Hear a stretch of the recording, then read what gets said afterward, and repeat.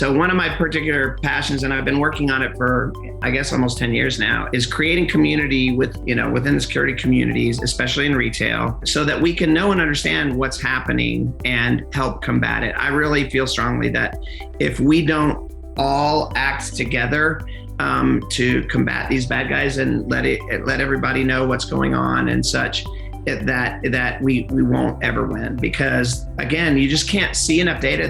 They're really tricky. They go low and slow, especially as everybody's gone home, right? So it used to be that I had a fairly small number of outliers because I had people traveling or wherever, but most of my activity happened within a fairly well-known scope. Now, I don't know where it's happening. like holy smokes, it's happening on every kind of internet connection that could possibly be conceived, from every address in the entire, city of Manhattan and everywhere else. Gosh, a hacker could be literally in any of those places and I wouldn't know. So a lot of my rules that I used to sort of rely on are no longer any good, and I do think that sharing tips and tactics and how things work for us is super important in the physical world. But you get back to this idea of crowdsourcing. I think that is the number one way in which we can win. If more of us can share, it starts with just some of us that are in with the same vendor going, hey, I'm okay on having all of my telemetry shared. It starts with things like VirusTotal. Google owns VirusTotal.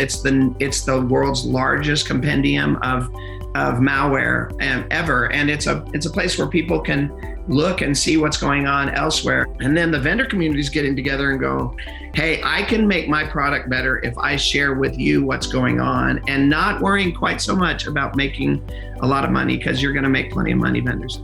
You guys are all making lots of money, but we can be even better if we share. And then the last thing there is, I think it takes some of the very biggest vendors, and I know this is a challenge, but the Googles of the world, the Microsofts of the world, that run so much of our infrastructure, and the Amazons, the AWS of the world, to go ahead and turn on things that not everybody knows needs to be turned on. Those of us that have mature security organizations and good people, working in them, will get our environment secure. But back to your point earlier, like 60-70% of these environments are not. And they could be. If Microsoft just said, hey, everybody, we're turning on two-factor for everybody. And we're giving you all a basic security suite.